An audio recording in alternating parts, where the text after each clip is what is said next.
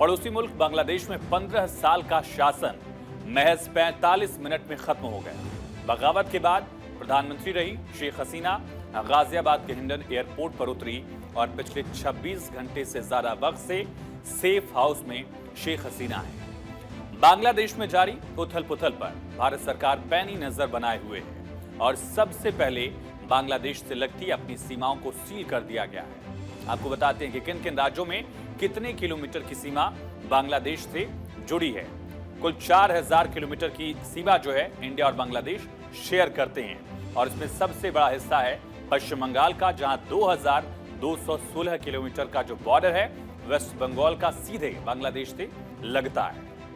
पूर्वोत्तर का राज्य त्रिपुरा 856 किलोमीटर का बॉर्डर शेयर करता है बांग्लादेश से। मेघालय में 443 किलोमीटर और असम में 263 किलोमीटर की सीमा है। साथ ही पूर्वोत्तर का एक और राज्य मिजोरम, जहां 318 किलोमीटर का बॉर्डर, ये राज्य पूर्वोत्तर का सीधे बांग्लादेश से जुड़ा हुआ है। यानी कुल 4096 किलोमीटर सीमा बांग्लादेश से भारत की लगती है और इसके बाद इन तमाम इलाकों में बॉर्डर्स पर हाई अलर्ट जारी कर दिया गया है। बीएसएफ हर गतिविधि पर नजर रख रही है और खुद बीएसएफ के डीजी बॉर्डर पर पहुंच चुके हैं, दौरा कर रहे हैं। पड़ोसी देश में बिगड़ते हालात को देखते हुए भारत बांग्लादेश सीमा पर बीएसएफ ने सतर्कता बढ़ा दी है। बीएसएफ के डीजी पेट्रापोल बॉर्डर पहुंचे, हालातों का यहां जायजा लिया। बांग्लादेश में हालात ठीक नहीं है। ढाका के हालातों पर दिल्ली की पैनी नजर भी है और बांग्लादेश के हालात को लेकर भारत के विदेश मंत्री एस जयशंकर ने संसद को जानकारी दी। बताया कि शेख हसीना कैसे भारत पहुंची, कैसे शॉर्ट नोटिस पर वो भारत पहुंच पाई हैं और अब बांग्लादेश के हालात क्या हैं, भारत इस पर क्या कर रहा है। सुनिए विदेश मंत्री एस जयशंकर ने संसद में क्या कहा। On 5th August, demonstrators converged in Dhaka despite the curfew.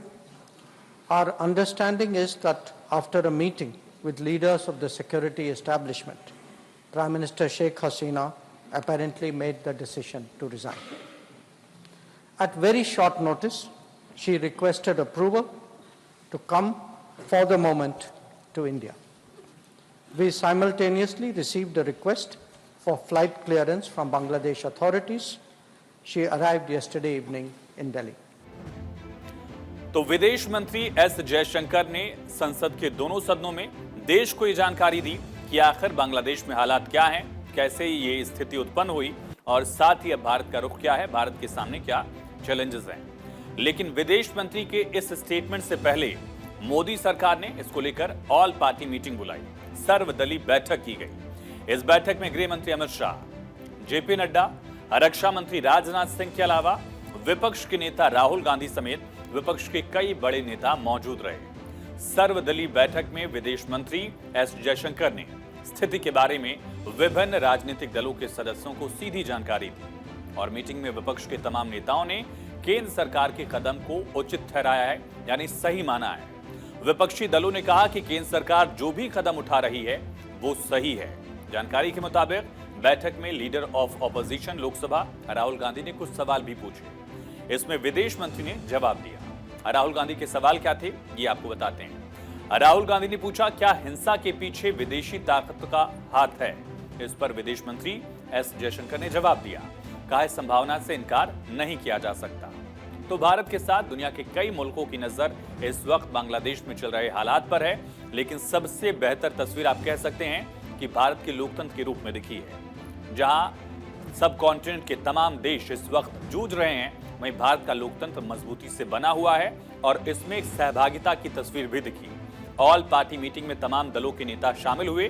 पक्ष विपक्ष सबकी राय यही रही कि इससे निपटा जाए और विपक्ष ने भी ये कहा कि सरकार की जो नीति है, सरकार का जो फैसला होगा उसके हम साथ हैं। इससे पहले याद करिए, ममता बनर्जी ने भी कल स्टेटमेंट दिया था। वेस्ट बंगाल की 2000 किलोमीटर से ज्यादा की जो सीमा है वो सीधे पश्चिम बंगाल से जुड़ी हुई है और पश्चिम बंगाल के मुख्यमंत्री ममता बनर्जी ने कहा, केंद्र सरकार जो भी फैसला लेगा हम उस फैसले के साथ हैं। तो राजनीतिक मुद्दे हो सकते हैं, राजनीतिक विरोध की तस्वीरें लगातार सामने आती रही हैं, लेकिन ऐसे मोर्चों पर हमारा लोकतंत्र और तमाम सियासी दल भी एक साथ दिख रहे हैं भारत के हित के लिए। और अमेरिका से लेकर तमाम देश भी बांग्लादेश की इस स्थिति पर नजर बनाए हुए हैं। इस मामले को लेकर यूएस ने अपनी प्रतिक्रिया दी। यूएस स्टेट डिपार्टमेंट के प्रवक्ता मैथ्यू मिलर ने कहा कि हम प्रधानमंत्री शेख हसीना के इस्तीफे और उनके बांग्लादेश छोड़ने के बारे में जानकारी हमें मिली है। हम स्थिति को सावधानी से मॉनिटर कर रहे हैं, ये कहा गया यूएस की तरफ से। अंतरिम सरकार गठन की घोषणा का स्वागत किया है अमेरिका ने। हालांकि अमेरिका की भूमिका भी संदिग्ध मानी जा रही है। अमेरिका भी सवालों के कटघरे में पूरे तख्ता पलट और उसके बाद के हुए डेवलपमेंट को लेकर और उससे पहले की इसकी तैयारियों को लेकर अमेरिका सवालों में है। दरअसल बीते कुछ दिनों से बांग्लादेश में आरक्षण के खिलाफ विरोध प्रदर्शन हो रहा था। धीरे धीरे प्रदर्शन बढ़ता चला गया, लेकिन रविवार को हालात काफी भयावह हो गए। डरावनी तस्वीरें सामने आने लगी। प्रदर्शन उग्र हुआ, हिंसक होता चला गया और आलम यह रहा कि हिंसक प्रदर्शन में केवल रविवार को मात्र एक दिन में 100 लोगों की मौत हो गई। संडे को दरअसल 100 लोगों की मौत हुई है इस प्रदर्शन में। और जब ये जानकारी पब्लिक डोमेन में आई, इसके बाद प्रदर्शनकारी और ज्यादा हिंसक होते चले गए और आलम यह रहा कि शेख हसीना को प्रधानमंत्री पद से त्यागपत्र देना पड़ा, इस्तीफा देकर कुर्सी छोड़नी पड़ी, भारत आना पड़ा। और इस मामले में शेख हसीना के बेटे सजीब वाजिद जॉय का स्टेटमेंट सामने आया है। शेख हसीना के बेटे कहते हैं कि उनकी मां शेख हसीना अपने नेतृत्व के खिलाफ हुए हालिया विद्रोहों से बहुत निराश हैं। उनके मुताबिक विरोध प्रदर्शन की वजह से वो पहले से ही इस्तीफा देने पर विचार कर रही थी। बांग्लादेश के भविष्य पर उन्होंने कहा, हमने किसी तरह से शेख हसीना को बांग्लादेश छोड़ने के लिए राजी किया है। बांग्लादेश अब अगला पाकिस्तान बन जाएगा, यही उसका भाग्य है, किस्मत है।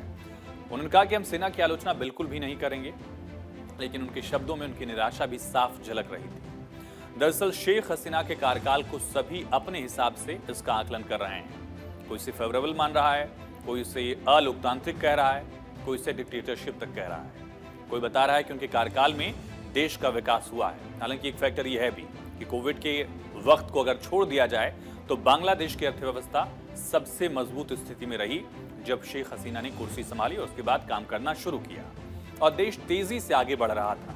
हालांकि कुछ लोग आलोचना भी कर रहे हैं। बांग्लादेश की मशहूर लेखिका तस्लीमा नसरीन ने हिंसक विरोध प्रदर्शन पर शेख हसीना के कार्यकाल की आलोचना की है। तस्लीमा नसरीन ने सोशल मीडिया पोस्ट में शेख हसीना और प्रदर्शनकारियों का जिक्र किया। नसरीन ने एक्स पर लिखा कि शेख हसीना ने इस्लामिक कट्टरपंथियों को खुश करने के लिए 1999 में मुझे मेरे देश से बाहर निकाल दिया। जब मैं अपनी मां को उनकी मृत्युशैया पर देखने के लिए बांग्लादेश में दाखिल हुई थी और मुझे फिर कभी देश में प्रवेश नहीं करने दिया गया। मैं इस्लामी कट्टरपंथी छात्र आंदोलन में शामिल रहे हैं जिन्होंने हसीना को देश छोड़ने के लिए मजबूर किया। ये शब्द हैं लेखिका तस्लीमा नसरीन के। उन्होंने भी अपना मुल्क छोड़ा था और कमोबेश आज हालात वही शेख हसीना के लिए भी बने। लेकिन सबसे अहम सवाल है कि अब बांग्लादेश का भविष्य क्या होगा। क्या बांग्लादेश तालिबान की तरह, अफगानिस्तान की तरह हालात जो है वैसे ही देखने वाला है अपने भविष्य में? क्योंकि बांग्लादेश में लगातार 15 साल तक शेख हसीना सत्ता में रही। बांग्लादेश में आयरन लेडी के नाम से मशहूर शेख हसीना लोकतंत्र के चेहरे के रूप में देखी जाती रही। लेकिन जैसे जैसे उनका राजनीतिक करियर आगे बढ़ा और जैसा उसका अंत हुआ, वैसा शायद उन्होंने सपने में भी नहीं सोचा होगा। जो सेना उन्हें सैल्यूट किया करती थी, उनके एक एक ऑर्डर को फॉलो किया करती थी, उसके ही सैन्य चीफ ने शेख हसीना को देश छोड़ने के लिए कहा। और उसके बाद जिस तरह के हालात बने हुए हैं, जिस तरह से हंगामा बरपा है, ये तस्वीरें आपके सामने आई हैं। उसके बाद कयास लगाए जा रहे हैं कि बांग्लादेश में क्या तालिबानी राज चलेगा। ऐसा क्यों कहा जा रहा है? क्यों तालिबान कनेक्शन जोड़ा जा रहा है इसका? क्यों तालिबानी राज का जिक्र किया जा रहा है, ये आपको बताएं। लेकिन उसके साथ साथ ये तस्वीरें आप देखिए, महीना अगस्त का ही है, लेकिन साल अलग अलग हैं। वो साल 2021 का था। काबुल में घुसने के साथ ही तालिबान ने अफगानिस्तान पर कब्जा कर लिया था। याद करिए किस तरह से तब की सरकार ने जो अमेरिकन ट्रूप्स थे उनको हटाया था और उसके बाद ही तालिबान ने कुछ घंटों में ही अफगानिस्तान की कथित सेना को हराकर अपना पूरा राज जो है वो कायम कर लिया था और तालिबान के आतंकी राष्ट्रपति भवन तक पर कब्जा करते चले गए। लूटपाट हुई और ऐसी तस्वीर अब बांग्लादेश से सामने आई है। महीना वही है, अगस्त का ही, अगस्त 2024। 3 साल पहले की तस्वीरें आप अफगानिस्तान की देख रहे हैं और हाल फिलहाल की तस्वीरें बांग्लादेश की, जहां शेख हसीना के जाने के बाद प्रदर्शनकारी पीएम आवास में घुस गए और सामान लेकर भाग गए। जिसके हाथ में जो मिला उसने वो सामान लूट लिया। और ये दो तस्वीरें देखिए, दोनों भारत के पड़ोसी मुल्क हैं, एक तरफ अफगानिस्तान और दूसरी तरफ बांग्लादेश। और दोनों ही मुल्कों से भारत के रिश्ते भी बेहतर रहे हैं अपने अपने वक्त पर। जो अफगानिस्तान की सरकार की रिजीम थी उस वक्त भारत के रिश्ते बेहतर रहे, और बांग्लादेश में शेख हसीना के कार्यकाल में भी भारत और बांग्लादेश ने कई मोर्चों पर एक साथ काम किया और इसी सिलसिले को आगे बढ़ाने का प्रयास भी चल रहा था। लेकिन दोनों ही स्थितियों का एक अलग पहलू जो आप देख रहे हैं, अफगानिस्तान में इसी अगस्त में जब वहां की सरकार खत्म हुई, वहां तालिबान का शासन आया, कमोबेश ऐसी ही तस्वीरें, उपद्रव की तस्वीरें, हिंसा की तस्वीरें, आगजनी और अल्पसंख्यकों पर हमले की तस्वीरें जो हैं वो अब बांग्लादेश से सामने आ रही हैं। जैसे अफगानिस्तान में अल्पसंख्यक डरे हुए थे, वहां से उनको दरअसल रेस्क्यू किया गया, कुछ लोगों को भारत वापस भी लाया गया। कुछ उसी तरह की स्थिति क्या बांग्लादेश में बन रही है? क्या वहां अल्पसंख्यक हिंदू आबादी पर खतरा है? ये तमाम सवाल, चिंताएं देश के बड़े बड़े नेता भी उठा रहे हैं। दरअसल बांग्लादेश में सारा आंदोलन कहा जा रहा है कि छात्रों का आंदोलन है, लेकिन इस आंदोलन को हवा किसने दी है? दरअसल कट्टरपंथी संगठन जमात इस्लामी ने इस पूरे आंदोलन का प्लान खींचा था। इसकी सोच तालिबान से सीधे तौर पर मिलती जुलती है। उसी तरह का कट्टरपंथ जो है वो जमात की विचारधारा में झलकता है। दरअसल जमात का है एक स्टूडेंट विंग, इस्लामी छात्र शिविर, और इसका हाथ जो है वो स्पष्ट रूप से इसमें दिख रहा है। ये संगठन सड़कों पर लोगों को भड़काने और आरक्षण के मुद्दे पर विरोध प्रदर्शन में जोर शोर से जुटा रहा। जमात इस्लामी आज से नहीं बल्कि सालों से लगा हुआ है। ये कई महीने से, कई वर्षों से प्लान किया जा रहा था कि कैसे शेख हसीना के इस एस्टेब्लिशमेंट के खिलाफ, सरकार के खिलाफ कैसे जमीन पर जो है आंदोलन खड़ा किया जाए। जमात इस्लामी आखिर है क्या और क्यों कहा जा रहा है कि ये अब तालिबान का शासन बांग्लादेश में लाएगा? दरअसल जमात इस्लामी भारत विरोधी एजेंडा चलाने में सबसे आगे है बांग्लादेश में। जमात का उद्देश्य क्या है? बांग्लादेश में तालिबान स्टाइल की सरकार स्थापित करना, यानी कि इस्लामिक राज्य कायम करना, कट्टरपंथ की सोच को सरकार तक पहुंचा देना। जमात का मकसद क्या है? जमात का उद्देश्य है बांग्लादेश को एक इस्लामी वेलफेयर स्टेट में तब्दील कर देना। अभी वहां डेमोक्रेसी थी, चुनाव हो रहे थे, लोग अपने नेता चुन रहे थे, लेकिन इसको पूरी तरह से खत्म करके एक कट्टरपंथी सोच को सरकार के साथ यहां आगे बढ़ाने का पूरा मकसद जमात इस्लामी का है। और इसी वजह से शेख हसीना की सरकार ने इस जमात पर बैन भी लगाया था। कई बड़े कारण भी रहे जिसकी वजह से जमात भी इलेक्शन प्रोसेस में शामिल नहीं हुआ, लेकिन तभी से जमात जमीन पर शेख हसीना सरकार के खिलाफ इस तरह की प्लानिंग रच रहा था। और कुछ एनजीओज के जरिए इसको फंडिंग भी मिली। विदेशी फंडिंग के पुख्ता सबूतों का जिक्र वक्त वक्त पर किया जाता रहा है, और भारत की भी नजर इस जमात पर रही है क्योंकि इसकी सोच कट्टरपंथी रही है और इसके कुछ लोगों को अफगानिस्तान में ट्रेनिंग तक मिलने की खबर है। आईएसआई से सीधा जुड़ा हुआ है। फंडिंग को लेकर, तमाम पहलुओं को लेकर ये सीधा कनेक्शन जो है पाकिस्तान की स्पाई एजेंसी आईएसआई से इसके रहे हैं। और इसी वजह से माना जा रहा है कि अब बांग्लादेश में जब अवामी लीग की सरकार खत्म हो चुकी है, शेख हसीना देश छोड़कर जा चुकी हैं, उनकी पार्टी अवामी लीग के तमाम नेताओं को खोजा जा रहा है, उनका मर्डर किया जा रहा है, हिंदू खतरे में है, मंदिरों को निशाना बनाया जा रहा है। ऐसी स्थिति में ठीक तालिबान वाली स्थिति जो है, अफगानिस्तान की जो तस्वीर है इसी अगस्त महीने में दिखी थी, कमोबेश वही तस्वीर जो है बांग्लादेश में क्या दिखने वाली है। अचानक से स्थितियां जो हैं वो बदल गई हैं और उसके पीछे खुफिया एजेंसी, पाकिस्तान की एजेंसी आईएसआई का हाथ माना जा रहा है। और आईएसआई का एक और पहलू एक और मुल्क ने साथ दिया है, वो हाथ दरअसल चीन का माना गया। कहा जा रहा है कि जमात इस्लामी संगठन के छात्र में इस्लामी छात्र शिविर, इन दोनों देशों की मदद से, पाकिस्तान की आईएसआई और चाइना की मदद से बांग्लादेश में छात्र प्रदर्शन को हिंसक बनाने में अहम भूमिका इन्होंने निभाई। आप ही सोचिए कि किस मुल्क में जो छात्र हैं अपनी मांगों को लेकर आंदोलन अगर करते भी हैं, उनकी मांगे जायज हो सकती हैं, उनका गुस्सा जायज हो सकता है, लेकिन देश के राष्ट्रपिता की मूर्ति को उस तरह से क्या तोड़ा जा सकता है?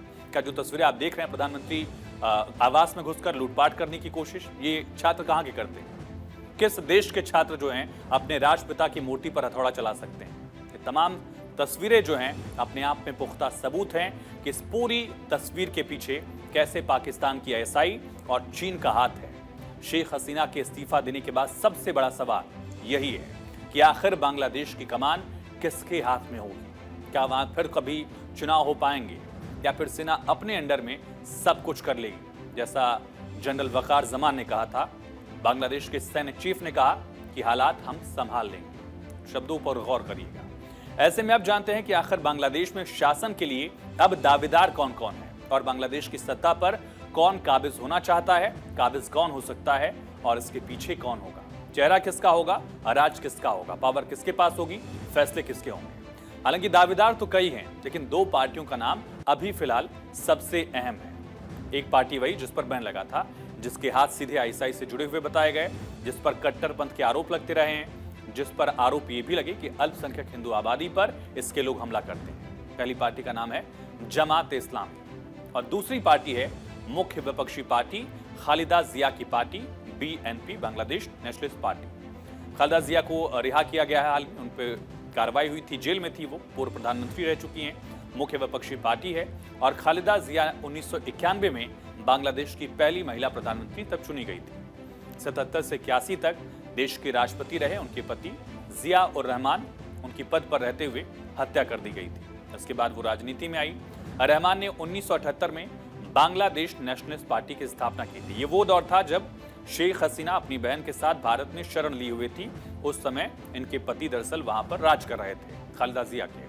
और खालिदा जिया ने खुद 2001 से 2006 के बीच प्रधानमंत्री के तौर पर काम किया।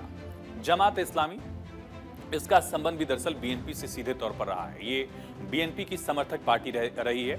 जमात इस्लामी एक राजनीतिक पार्टी है और बांग्लादेश में कट्टरपंथी विचारधारा वाली पार्टी मानी जाती है, फार राइट की पार्टी है। ये पूर्व पीएम खालिदा जिया की समर्थक पार्टियों में शामिल है। बीएनपी का ये समर्थन करती रही है। और जमात इस्लामी की स्थापना 1941 में हुई थी, यानी जब बांग्लादेश बना था उससे भी पहले, जब पाकिस्तान बना था उससे भी पहले, जब भारत आजाद हुआ उससे भी पहले जमात इस्लामी 1941 में बना।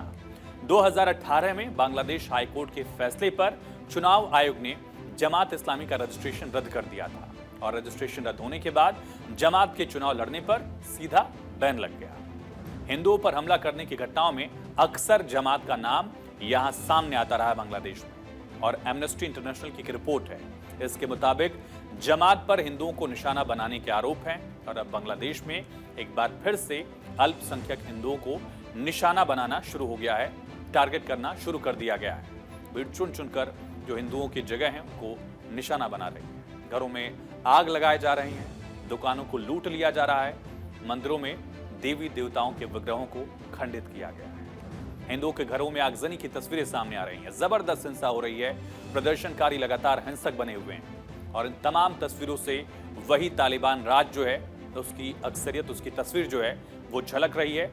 और सीधे तौर पर जैसे जैसे जमात स्ट्रांग होता जाएगा, अब शेख हसीना की सरकार जा चुकी है, सरकार में इसका सीधा दखल होगा और कट्टरपंथ की विचारा जो है वो विचारधारा अगर सत्ता में आएगी तो तस्वीर जो है इससे भी भयावह हो सकती है। भारत के विदेश मंत्री एस जयशंकर ने आज संसद में कहा हिंदुओं को निशाना बनाया जा रहा है, जिसको लेकर और भी कई दलों ने चिंता जाहिर की है। सुनिए। We are also monitoring the situation with regard to the status of minorities. There are reports of initiatives by various groups and organizations to ensure their protection and well-being. There are an estimated 19,000 Indian nationals there, of which about 9,000 are students. The bulk of the students, however, have already returned to India in the month of July on the advice of the High Commission. There are reports of initiatives by various groups and organizations to ensure their protection and well-being. We welcome that, but will naturally remain deeply concerned till law and order is visibly restored. Our border guarding forces have also been instructed to be exceptionally alert in view of this complex situation.